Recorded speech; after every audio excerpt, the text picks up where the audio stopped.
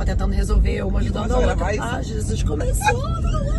Então pode licitar.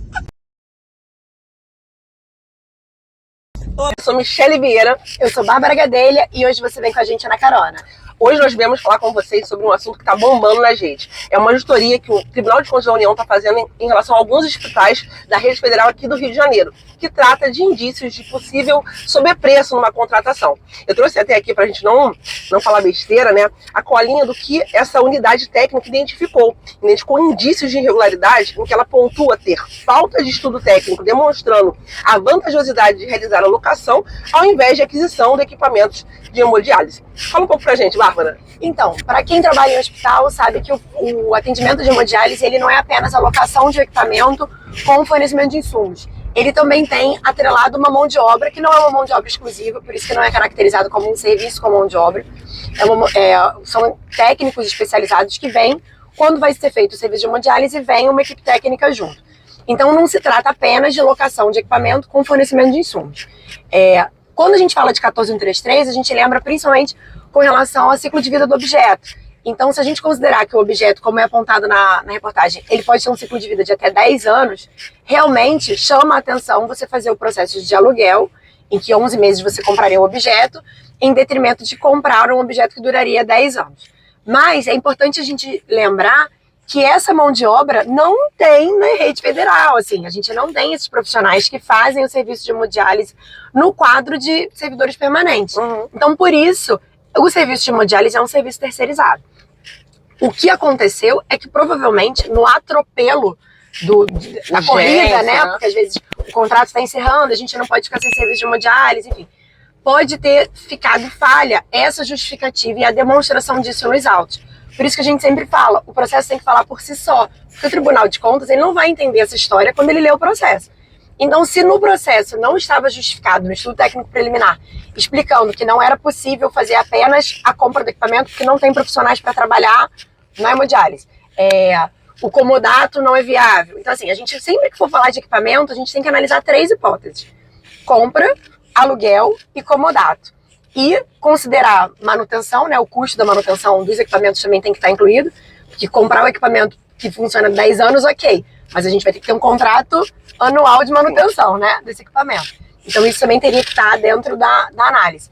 Provavelmente a instrução processual foi falha nessa parte. E aí assim, a gente não leu o processo, né, mas a gente imagina que tenha deixado a desejar nessas justificativas, e aí o tribunal não tendo essa documentação, ele vai fazer as suas apurações com base naquilo que está escrito. Perfeito, sim. Irretocável, eu falo, acho que sobre a questão do estudo técnico preliminar a gente pode vencer aqui essa conversa. Eu pontuarei apenas uma coisa que você disse que é importante lembrar, né? A nova lei de licitações trouxe, né, a questão dos objetivos da licitação e ela fala de fato sobre o ciclo de vida desse objeto. E aí a gente precisa também ler esse ciclo de vida como pensando no ciclo de vida como um todo, planejamento, seleção do fornecedor e execução do contrato. Sim, porque a gente vai ter que fazer uma manutenção, né? Sim, o ciclo de vida vai, inclusive, além da questão do tempo que esse objeto duraria na administração pública, mas a falta do planejamento é essa falha do ciclo de vida, né, desse objeto. E aí, puxando essa lógica de ter que olhar o ciclo de vida todo, eu já vou puxar aqui para a parte do sobrepreço. Um outro apontamento que eles fizeram foi com relação ao sobrepreço. A gente tem esse problema, né, Michele? Muito. Esse medo, né, de ser acusado de sobrepreço. Na verdade, o sobrepreço está muito mais ligado à etapa inicial, né, que é a etapa do estudo técnico preliminar, da pesquisa de preço que acontece na fase do planejamento, da contratação, e ele vai se concretizar ali na seleção do fornecedor, quando a gente contrata, faz uma pesquisa de preço adequada e contrata com preço acima do mercado. E aí a gente, como gestores fiscais de contrato, a gente fica apavorado porque a gente não participa do sobrepreço, mas contratando errado, a gente provavelmente incorre no superfaturamento, porque a gente vai pagar de forma equivocada. E a gente responde por isso, né? E aí, com relação ao sobrepreço, é importante também considerar, eu estou fazendo a advogada do diabo hoje, é importante a gente considerar que, às vezes, quando eles comparam o preço, por exemplo, desses hospitais, né? Foram 2 hospitais federais que estão na matéria. Quando compara o preço do serviço para esses hospitais federais com, por exemplo, um instituto federal aqui no Rio de Janeiro, que nós temos 3, o instituto está pagando mais barato do que o hospital federal. Sim, mas às vezes o escopo da contratação do instituto é outro. Primeiro que é outra economia de escala. Por ser um instituto, ele vai ter uma complexidade maior, talvez tenha mais pacientes a serem atendidos naquele serviço. Então, assim, por vezes, tirando um pouco até dessa questão da hemodiálise, a gente tem outros contratos, né, Michele? Nós trabalhamos em institutos diferentes e que a gente vê que os preços praticados, por vezes, é diferente. Podem oscilar. A depender da quantidade, da demanda, das particularidades que cada contratação tem, né? A localidade. Você às vezes tem um órgão que é um prédio fixo, então você tem uma logística para entregar e fornecer. Outros que tem mais de 5, 6, 7, 10 prédios, então é uma outra logística. Então esses preços podem variar, obviamente, mas isso tem que estar, obviamente, demonstrado dentro da sua pesquisa de preço. A metodologia que você utilizou, como a Bárbara disse, o processo tem que falar por si. Às vezes, por exemplo, se tratar de locação de equipamento, um hospital em que tem muito esse serviço, o equipamento fica dentro do hospital, fica sob guarda do hospital. E no outro que faz poucas vezes esse serviço na semana, esse equipamento vai ser enviado sob demanda. E esse custo de logística, às vezes, vai sair mais caro um procedimento sob demanda do que nesse outro hospital que o equipamento fica guardado. Então, assim, a gente só está exemplificando possíveis oscilações, né? Quando a gente compara o preço entre um hospital e outro. Óbvio que ele tem que orbitar, né, mais ou menos ali dentro de um preço razoável. E para a gente fugir do sobrepreço, uma das técnicas que a gente costuma fazer, principalmente quando é serviço, porque assim, serviço é mais difícil, né, da gente fazer pesquisa de preço. Porque quando a gente procura no painel de preços, acaba sendo muito seco, a gente tem que ler o TR dos outros, e aí entra nessa de, mas o escopo da contratação é diferente, e a gente cai realmente no problema de pedir preço ao fornecedor. Sim. Né? E foi um dos apontamentos da matéria, né? Que só tinha preço de um único fornecedor. Inclusive o fornecedor que ganhava todas as licitações. Aí fica muito complicado. Me ajuda a te ajudar.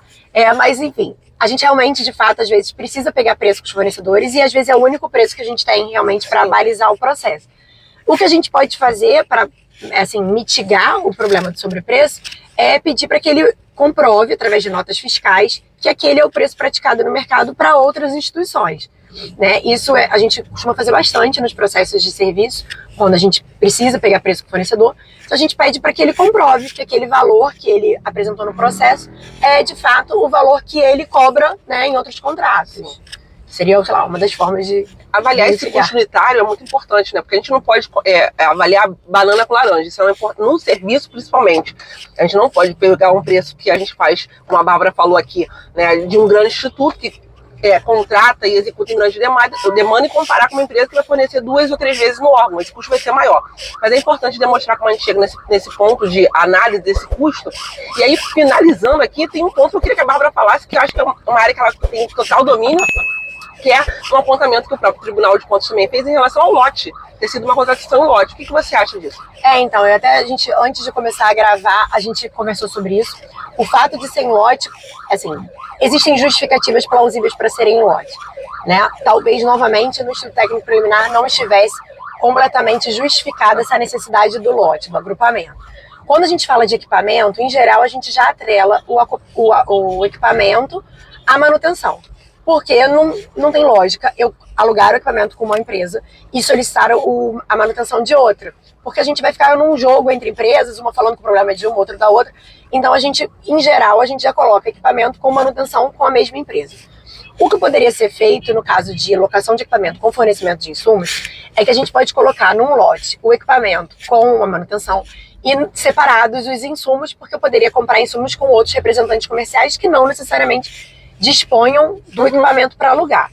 O que acontece, em alguns casos, é que existe uma compatibilidade necessária entre insumos e equipamentos. Então, eu não posso alugar o equipamento de uma marca e comprar insumos de outra. Esse é o problema 1, quando a gente tem, de fato, uma necessidade de compatibilidade entre eles. Que também tem que ser avaliada caso a caso, né? A gente não tem uma resposta padrão para isso. Agora, se fosse, ainda que fosse, empresas que eu pudesse desvincular, eu pudesse colocar o insumo de um representante comercial e alugar o equipamento com uma empresa que disponha do equipamento. Em caso de hemodiálise, como eu falei para vocês, é de fato um serviço. Eu tenho, de fato, alguém que vai montar a máquina, que vai colocar esses insumos que são descartáveis. Ele que vai montar a máquina, ele que vai preparar tudo para que possa começar o procedimento. Então, de fato, a gente acaba tendo um serviço, que é um serviço de hemodiálise. A gente paga pelo serviço. Então, por isso que, por vezes, a gente acaba agrupando também esse tipo de processo. Mas é importante que tudo isso esteja, novamente, documentado no processo. E o grande problema, pelo que a gente pôde perceber, né, nesse caso, é que não estava documentado. E aí, você depois ter que se explicar acaba ficando mais complicado, né? E dano erário a gente sabe como é, né? Dano erário tem que ressarcir. Nós não temos, acredito que você também não tenha, então fica aqui a lição. Estudo técnico preliminar bem feita, a fase de planejamento é importantíssima. A pesquisa de mercado tem que ser bem feita, não pode ser feita apenas com um único fornecedor. E quando a gente não tem resposta, tem que estar fundamentado dentro do processo, né? E o sobrepreço, obviamente, a gente não pode permitir que aconteça. Mas se fato de caso aconteça, a gente tem que estar atento na etapa de execução do contrato para evitar que esse superfaturamento ocorra. E outra coisa só pra gente fechar, quando a gente fala de serviço de saúde, muitas vezes a gente acaba pensando que, mas eu vou fazer porque senão o paciente vai ficar sem o serviço. Por vezes a gente acaba metendo os pés pelas mãos porque a gente não quer deixar sem o serviço. A gente entende muitas vezes o lado do gestor que sabe o impacto que é ficar sem um contrato de hemodiálise, por exemplo, no seu hospital. Então, às vezes atropela a etapa de planejamento porque não tem condições de ficar sem a hemodiálise na unidade de saúde. Então, pelo amor de Deus, corre, faz qualquer coisa, entrega qualquer coisa, mas licita isso. E aí acaba tendo esses desdobramentos. Esse caso, por exemplo, se eu não me engano, ocorreu em 2014, está sendo apurado agora. 2023. E como a gente já falou em algum episódio do Pode Licitar, não prescreve. Então, responderá a qualquer tempo, vai receber a cartinha em casa, vai ter que responder, porque dano ao erário realmente é algo que o TCU pega e a gente tem que depois justificar.